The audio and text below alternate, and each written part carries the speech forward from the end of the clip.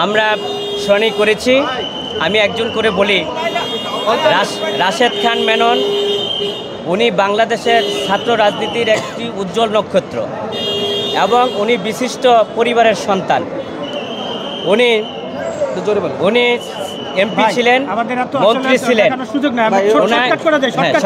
উনি সেটা হচ্ছে যে এই যে আপনারা রিমান্ড শুনানিতে কি বলেছেন, যে রিমান্ড শুনানির আদেশ দিল, এতে আপনারা সন্তুষ্ট কিনা? রাশেদ খান মেননের ব্যাপারে আমি বিজ্ঞ আদালতকে বলেছি যে উনি অন্য একটা মামলায় রিমান্ডে থাকাকালীন অবস্থায় আজকে আদাবর থানার মামলায় ওনাকে সোনেরের দেখিয়ে আয়ু সাহেব 10 দিনের রিমান্ড চেয়েছে।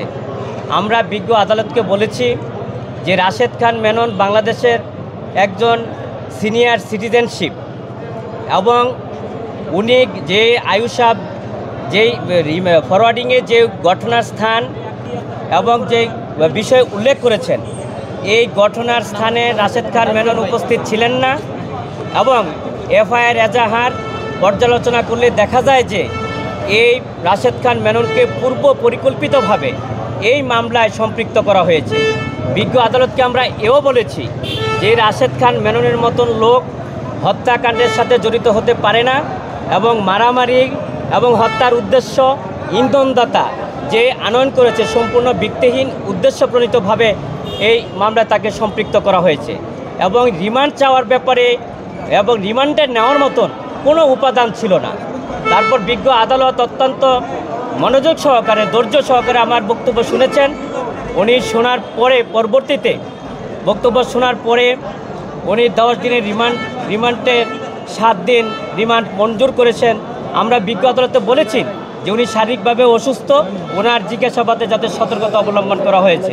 বিজ্ঞ আদালত বলেছে যে মহামান্য হাইকোর্টের আপিল ডিভিশনের যে নির্দেশনা, সেই নির্দেশনা অনুযায়ী রাশেদ খান মেননকে জিজ্ঞাসাবাদ করা হবে এবং আমরা পরবর্তীতে নিউ মার্কেট থানায় হাসানুল হক ইনু সাহেবের মামলায় 10 দিনের রিমান্ড চাওয়া হয়েছিল। নিউ মার্কেট থানায় যে হত্যাটি সংঘটিত হয়েছিল, আমরা বলেছি বিজ্ঞ আদালতকে যে হাসানুল হক ইনু উনিও একজন ছাত্র রাজনীতির কিংবদন্তি, উনিও এমপি ছিলেন, মন্ত্রী ছিলেন এবং বাংলাদেশের একটা পরিচিত মুখ। ওনাকে যে এই মামলায় গ্রেপ্তার দেখিয়ে 10 দিন রিমান্ড চাওয়া হয়েছিল, কিন্তু এজাহার এফআইআর পর্যালোচনা করলে দেখা যায় এই ঘটনার সময় উনি উপস্থিত ছিলেন না এবং ঘটনা সম্পর্কে উনি অবগতও নন, কিন্তু পূর্ব পরিকল্পিতভাবে হয়রানি বা উদ্দেশ্যমূলকভাবে এই মামলা তাকে সম্পৃক্ত করে 10 দিনের রিমান্ড চাওয়া হয়েছিল। বিজ্ঞ আদালত অত্যন্ত ধৈর্য সহকারে ও মনোযোগ সহকারে আমাদের সাবমিশন নিয়েছেন। উনি পরবর্তীতে 10 দিনের রিমান্ডের 10 দিনের রিমান্ডে উনি 7 দিন মঞ্জুর করেছেন। আমরা বিজ্ঞ আদালতের কাছে আশা করেছিলাম যে আমরা ন্যায় বিচার পাবো এবং আমরা এও বলেছিলাম যে যেহেতু উনি বাংলাদেশের একজন সিটিজেনশিপ নাগরিক, অসুস্থ, ওনার বাইপাস করা এবং তাকে চিকিৎসা করার জন্য জামিন মুক্তি করা, জামিন দেওয়ার জন্য, কিন্তু বিজ্ঞ আদালত জামিন নামঞ্জুর করেছেন, রিমান্ড মঞ্জুর করেছেন। তখন বিজ্ঞ আদালতকে আমি বলেছি যে উনি যেহেতু অসুস্থ এবং সার্জারি করা, তাকে সতর্কতার সাথে যাতে জিজ্ঞাসা করা হয়। মহামান্য আদালত উনি মহামান্য হাইকোর্টের আপিল ডিভিশনের নির্দেশনা অনুযায়ী ওনাকে রিমান্ডে থাকাকালীন অবস্থায় জিজ্ঞাসাবাদ করার জন্য নির্দেশ দিয়েছেন। আমরা বিজ্ঞ আদালতকে এও বলেছি যে একজন নাগরিক হিসাবে এবং আইনজীবী নিয়োগ করা হলো, আপনারা সন্তুষ্ট কিনা বা আপনারা ন্যায় বিচার পেয়েছেন কিনা? আজকে যে রিমান্ড দেওয়া হয়েছে, এই রিমান্ডের আমরা কোনো যুক্তিগতা মনে করি না।